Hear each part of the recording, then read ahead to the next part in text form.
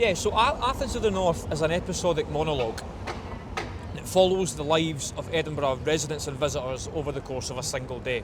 Having gone to drama school in London and been surrounded by the people that we would associate the Edinburgh Festival to be about, it dawned on me that everybody wanted to come to Edinburgh, but simultaneously nobody wanted to talk about Edinburgh.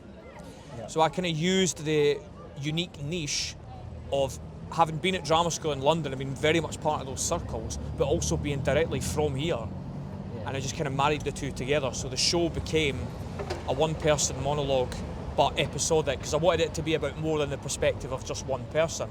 Yeah. There's 1,000 stories in a city, as the old saying goes. Mark, how are we doing? Sure, I'm well. How are you, pal? I'm good, thanks. We've obviously just been to see your show, Yeah. Athens of the North. We absolutely enjoyed it. Well, I think I can speak on behalf of all of us that we absolutely enjoyed it. That's brilliant. Thank you so much. How are you feeling? I'm feeling really good. Yeah, so it's kind of been it's been a long run.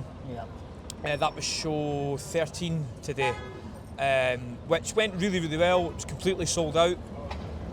But it's been a really good. It's been long, but it's been definitely worth it. I mean, some of the reaction in recent days in particular has been really strong, and there's reviews that have backed that up from critics. Yeah. So it's audiences and critics. It's been a really nice reception across the board. Yeah, I've just mentioned that to you, that there's been so many reviews recently. Every time I see somebody talking about it, it's usually followed by 5 stars, which is great. Brilliant, It's yeah. always good to see. That was another sellout today as well. It was. So there's been a few sellouts. Yep, that's maybe about 4 or 5 sellouts now, and the remaining shows got 3 to go, and they're looking very on course to do exactly the same. It's brilliant, yeah. I think there was a bit of everything. You know, you actually, one minute you found you were laughing, and then I was saying to the guys, you know, one minute you're laughing, and then the next minute I was a bit like, oh, that touched me a bit. You know what I mean? It gets a bit, it changes all the way throughout. I think you had the audience in the palm of your hand. It was an absolute cracker. This is second time as part of the Fringe. Yeah, so this is the second time it's been part of the Fringe. It started life last year in 2024 at the Hibernian Supporters Club, where I found a really small space and did it small scale with my director Fraser. We kind of got into the room and worked it, and we'd done 8 nights there last year. And unbeknown to me at the time, the Scottish Storytelling Centre, who've now got it, they came to that show last year after reading good initial reviews, and they said if you fancy doing a longer run in a proper established theatre next year, we'd be more than happy to have you. So the dialogue with them started almost immediately after Fringe 2024 ended, and then straight into conversations and negotiations about this year, almost, yeah, like I say, straight after. So it was really, really great to be able to come back a second time, and for it to be the definitive version as well.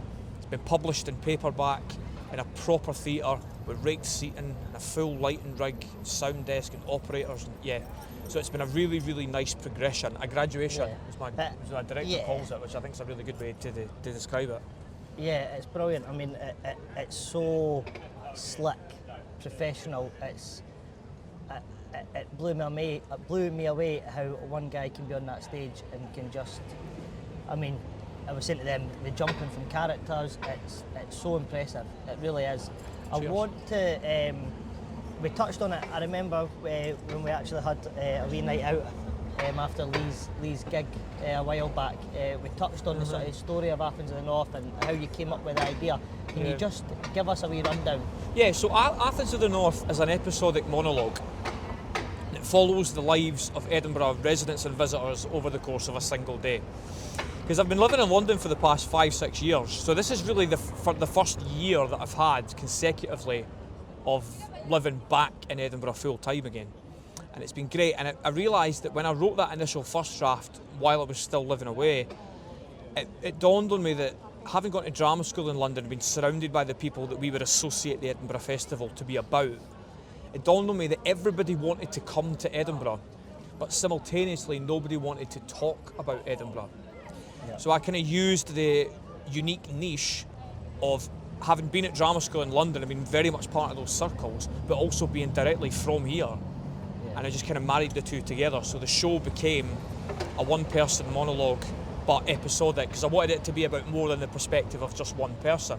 Yeah. There's 1,000 stories in a city, as the old saying goes. So I wanted to bring a bit of that into it as well. Yeah, well, like I say, I can't recommend it enough. Urge people to go before it's finished. Future plans for the show?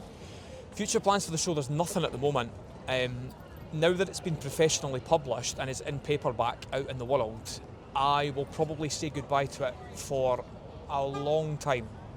I don't. It'll go on hiatus for a wee bit, because you also don't want to be one of those people that drags the same thing back to the Fringe every single year. Yeah. It's not artistically fulfilling. Audiences after a certain point don't want stuff like that.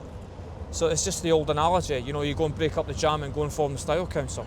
You've got to be Paul Weller, always keep pushing forward. So maybe something new next year. What that'll be yet, I don't know. But it's also that thing of, I am a trained actor, so I can, like, I might get cast in something, or I might do something else. So it might not necessarily be me writing that at this point.